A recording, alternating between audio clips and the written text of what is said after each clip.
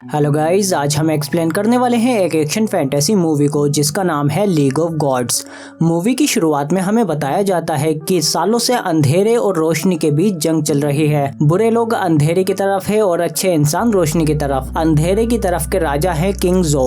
जब सिपाही राजा के कमरे में आता है तो उसे एक 9 टेल फॉक्स डीमन खा जाती है। इस डीमन का नाम है डाजी, जो किंग जो की मिस्ट्रेस है। इधर किंग जो के राज्य के बाहर हमें कुछ सिपाही दिखते हैं जो कि शीची राज्य के हैं और ये राज्य किंग जो के खिलाफ रोशनी की तरफ है। इनका लीडर फाजी सिपाहियों को समझाता है कि कैसे हमें किंग जो की कैद से इनविजिबल ट्राइब के लोगों और ग्रैंड एल्डर को बाहर निकालना है। पर वहाँ डाजी भी होगी जिसे सिर्फ मास्टर जियांग ही मार सकते हैं। तभी वहाँ मास्टर जियांग भी आ जाते हैं और वो इन्हें बताते हैं कि जब किंग जो छोटा था तो उसने इस दुनिया पर कब्जा करने के लिए शैतान से एक सौदा किया था, जिसके बदले में ब्लैक ड्रैगन इसके अंदर आकर रहने लगा और जब आसमान में तीनों सूरज एक साथ आएंगे तो ब्लैक ड्रैगन आजाद हो जाएगा और इस धरती पर 18,000 सालों तक काली शक्तियों का राज हो जाएगा। इसीलिए हमें ग्रैंड एल्डर को बचाना होगा क्योंकि सिर्फ वही जानते हैं कि ब्लैक ड्रैगन को कैसे मारा जा सकता है। इसके बाद ये लोग किंग जो के महल में आ जाते हैं जहाँ पर डाजी किंग जो के सामने ग्रैंड एल्डर को पेश करती है और उन्हें बताती है कि इस बूढ़े की आंखें भविष्य देख सकती हैं। इसके बाद जब किंग जो ग्रैंड एल्डर की आंखों में देखते हैं तो उन्हें उसमें अपनी मौत दिखाई देती है, जिस पर किंग जो कहते हैं कि इस बूढ़े को मार डालो और इसकी आंखें निकाल लो। सिपाही ग्रैंड एल्डर की आंखें निकालने के लिए आगे बढ़ते हैं और इधर ली भी अपनी ताकत का इस्तेमाल करके इनविजिबल ट्राइब के लोगों को आजाद कर लेता है। पर इसका पता ऊपर किंग जो के कमांडर लिपर्ट को चल जाता है और फिर महल के सिपाही इन लोगों को चारों तरफ से घेर लेते हैं और इन पर तीरों की बौछार करने लगते हैं। अब यहाँ से निकलना नामुमकिन है। तभी इनविजिबल ट्राइब के लोग इन्हें टेलीपोर्ट करके महल के बाहर जाते हुए नाले के पास ले आते हैं। इधर सिपाही ग्रैंड एल्डर की आंख निकालने ही वाले होते हैं पर तभी वहाँ मास्टर जियांग आ जाते हैं और इधर ये लोग वहाँ से निकलने के लिए नाले से जाते हैं पर तभी वहाँ कमांडर ब्लैक जगुआर पर बैठकर आ जाता है और इधर डाजी भी मास्टर जियांग को अपने माया जाल में फंसा लेती है और इधर कमांडर फाजी पर अटैक करता है पर ली उसे बचा लेता है और फिर ये लोग सूझबूझ से कमांडर को वहाँ फंसाकर निकल जाते हैं। इधर डाजी मास्टर जियांग को उम्र घटने का श्राप देती है जिससे इनकी शक्तियां कम होने लगती हैं। ग्रैंड एल्डर उन्हें अपनी एक आंख निकाल कर देते हैं पर उनसे पहले डाजी वो आंख पकड़ लेती है। तभी ली आकर उस पर हमला कर देता है पर डाजी को उल्टा इसमें मजा आने लगता है। किंग जो फाजी से कहते हैं कि अपने राजा से कह दो कि मैं शीची को तबाह कर दूंगा और फिर डाजी ग्रैंड एल्डर को मारने लगती है पर मरने से पहले वो अपनी दूसरी आंख मास्टर जियांग को दे देते हैं और इस बार ये आंख मास्टर जियांग के हाथ लग जाती है और फिर ये लोग यहाँ से एक बड़े से पक्षी पर बैठकर निकल जाते हैं। डाजी कहती है कि आधी जंग तो हम जीत चुके हैं और मास्टर जियांग भी शीची के राज्य में आ जाते हैं और फिर वहाँ के राजा को बताते हैं कि ग्रैंड एल्डर ने ब्लैक ड्रैगन का अंत देखा है जिसे उन्होंने अपनी आंखों में कैद कर लिया है। और फिर जब मास्टर जियांग अपनी जादुई शक्तियों से वो देखने की कोशिश करते हैं तो उनकी उम्र कम हो जाती है, जिस पर वो राजा को समझाते हैं कि मुझे उम्र घटने का श्राप मिला है, इसीलिए मैं जब जब अपनी शक्तियों का इस्तेमाल करूंगा तो मेरी उम्र के साथ साथ मेरी शक्तियाँ भी कम होने लगेंगी। इसके बाद ग्रैंड एल्डर की आंख इन्हें दिखाती है कि सिर्फ sword of light he black dragon को मार सकती है। इधर डाजी के पास भी ग्रैंड एल्डर की एक आंख है, इसीलिए उसे भी पता चल जाता है कि सिर्फ sword of light he black dragon को मार सकती है और सिर्फ गोल्डन ड्रैगन ही उसे इस्तेमाल कर सकता है। इसीलिए वो कमांडर से कहती है कि जो भी सॉर्ड ऑफ लाइट के पास जाए उसे खत्म कर दो। इधर मास्टर जियांग ली को सॉर्ड ऑफ लाइट का नक्शा देते हैं और कहते हैं कि वो आ रहा है। तभी अंदर से एक अंडा निकल कर आता है जिसमें नाजा होता है। मास्टर जियांग कहते हैं कि ये तुम्हारे सफर का साथी है जो काफी शक्तिशाली होने के साथ साथ बहुत शरारती भी है। इसके बाद वो इसे 3 और साथी देते हैं यानी कि तोहफे जो सॉर्ड ऑफ लाइट को ढूंढने में इसकी मदद करेंगे। इसके बाद ली उस सॉर्ड ऑफ लाइट को ढूंढने निकल जाता है। इधर कमांडर एक पुतला तैयार करते हैं और उससे कहते हैं कि ली को ढूंढो वो कहाँ है। इधर हम ली को देखते हैं जो कहता है कि कई दिन हो चुके हैं और कोई नहीं दिख रहा। तभी उन तीनों में से एक बैग से पौधा निकल कर आता है और कहता है कि तुमने मुझसे क्यों नहीं पूछा बेवकूफ, मैं तुम्हारी मदद के लिए ही हूँ। तभी नाजा वो पौधा छीनकर भागने लगता है लेकिन ली उसे एक बिजली का झटका देता है, जिस पर नाजा कहता है कि अगर मेरे पास मेरे फायर विंग्स होते तो मैं तुम्हें बताता। और जब ये आपस में लड़ रहे होते हैं तभी वहाँ से एक बड़ा सा सेंटीपीड निकल कर आता है और इन लोगों को खाने की कोशिश करने लगता है। ये लोग उससे भागने की कोशिश करते हैं और फिर हमें पता चलता है कि ये उस पौधे के पीछे है, पर आखिरकार ली उसे अपनी पावर से मार गिराता है और फिर मौका मिलते ही नाजा नाजा ली का दूसरा बैग चुरा कर ले जाता है, जिस पर पौधा कहता है कि बेवकूफ वो तोहफा तुम्हारे लिए ही था।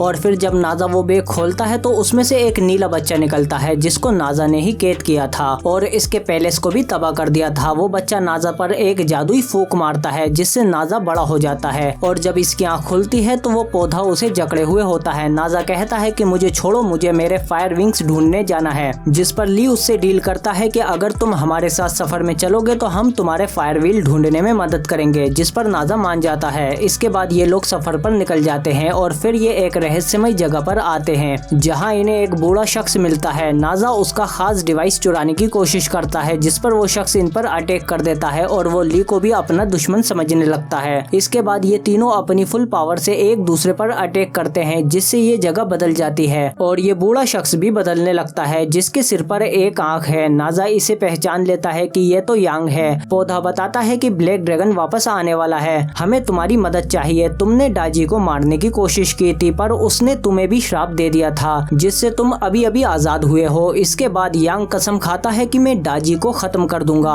और फिर ये लोग उसे वो तीसरा बैग भी देते हैं जिसमें से यांग का स्काई होफर निकलता है। इसके बाद ये सब लोग लाइट ऑफ सॉर्ट की तलाश में निकल जाते हैं और कुछ टाइम बाद ये लोग एक कबीले में पहुंचते हैं जहां इन्हें ब्लू बटरफ्लाई लेडी मिलती है। ये वही पुतला है जिसे कमांडर लिपर्ड ने भेजा है, पर ली इसे अपनी पावर से इम्प्रेस करने की कोशिश करता है। इसके बाद पौधा ली को उसका मकसद याद दिलाता है कि हम यहाँ लेडी टाई से पेनाबोट लेने आए हैं जिसकी मदद से हम सोर्ट तक पहुँच सकते हैं। और फिर ये लोग लेडी टाई के पास आ जाते हैं और उससे पेनाबोट चुराने में कामयाब हो जाते हैं और पानी में डालते ही ये बोट बड़ी हो जाती है। पौधा बताता है कि इस बोट को अपने मन से चलाया जाता है, जहाँ तुम जाना चाहो ये बोट तुम्हें वहीं ले जाएगी। इसके बाद हम देखते हैं कि नाजा उस नीले बच्चे को फिर से तंग करने लगता है जिस पर ब्लू बटरफ्लाई उससे लाइट ऑफ सॉर्ट के बारे में पूछने लगती है जिससे नाजा को उस पर शक हो जाता है और वो उससे सच पूछने के लिए धमकाता है, पर वो नीला बच्चा उसे फिर से बदल देता है। इसके बाद ली के पूछने पर वो बताती है कि मेरी यादों पर मेरा कोई कंट्रोल नहीं रहता, मैं तुम्हारे सारे ख्याल पढ़ सकती हूँ और वो सारी जानकारी कमांडर मेरे जरिए ले सकते हैं। इसके बाद कमांडर इसकी यादें खींचने लगते हैं पर ली अपनी पावर का इस्तेमाल करके उसे ब्लॉक कर देता है। इधर उस ब्लू बॉय का भी घर आ जाता है और फिर एक बड़ा सा ऑक्टोपस उसे नाजा समेत ही नीचे खींच कर ले जाता है और फिर इसके पिता कहते हैं कि तुमने हमारा पैलेस तबाह किया था, तुम्हें अब इसकी सजा मिलेगी। पर नाजा कोई आम शख्स नहीं है, इनमें से कोई भी उसे रोक नहीं पाता और वो फिर से इनका पैलेस तबाह करने लगता है, जिस पर ये ब्लू मैन उससे रुकने को कहते हैं। नाजा कहता है कि मुझे मेरे फायर व्हील वापस चाहिए, जिस पर ये लोग उसे उसके फायर व्हील दे देते हैं। इधर ली और उसके साथी भी लाइट ऑफ सॉर्ट के पास पहुंच जाते हैं। ली को ये जगह जानी पहचानी लगती है, तभी उसे अपने कबीले का निशान दिखाई देता है और उसे सब कुछ याद आ जाता है। वो कहता है कि ये मेरा घर है, हम लोग आसमान में उड़ा करते थे और हमारे पंख भी होते थे। एक दिन हम पर हमला हुआ था और उस दिन के बाद से मुझ में कभी भी उड़ने की हिम्मत नहीं हुई। इसके बाद ली अपनी शक्तियों का इस्तेमाल करता है जिससे वो लाइट ऑफ सॉर्ट सामने आ जाती है।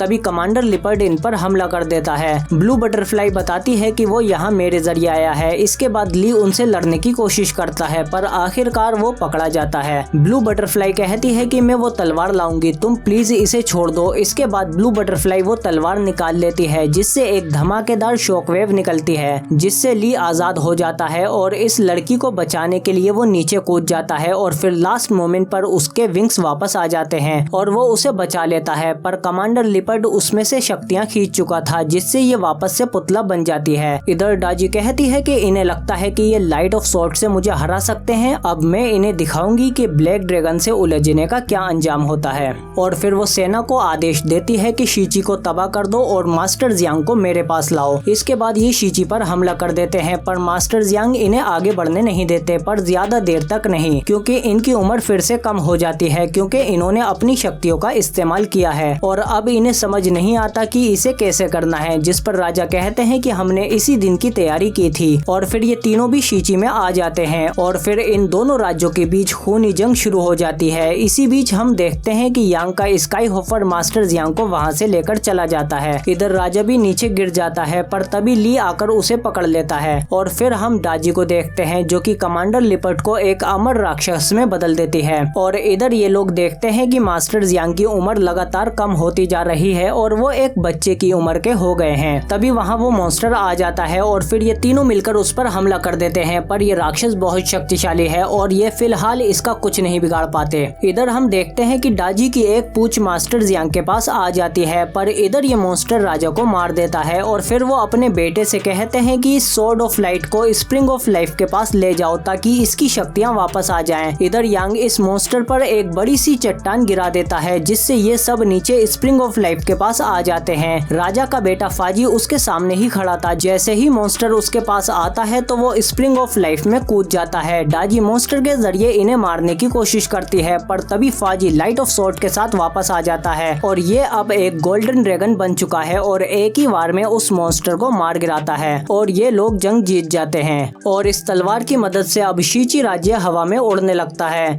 इधर हम किंग जो को देखते हैं जिनकी गोद में मास्टर जियांग है। ये कहता है कि तुमने वाकई सोच लिया था कि तुम ब्लैक ड्रैगन को स्वॉर्ड ऑफ लाइट से हरा दोगे। इसी के साथ ये मूवी यहीं खत्म हो जाती है अपने नेक्स्ट पार्ट को प्लान करते हुए। आप कमेंट करके बताओ कि आपको ये वीडियो कैसी लगी। अगर वीडियो अच्छी लगी तो लाइक करो इसे और सब्सक्राइब करो हमारे चैनल को, बेल आइकन दबा के नोटिफिकेशन ऑल पे भी क्लिक करो ताकि और भी अच्छी वीडियो मिलती रहे तुमको। इसके अलावा एंड स्क्रीन में मिल जाएंगे और वीडियो, ये चैनल में भी जाके देख सकते हो। हम मिलते हैं आपसे अगली वीडियो में।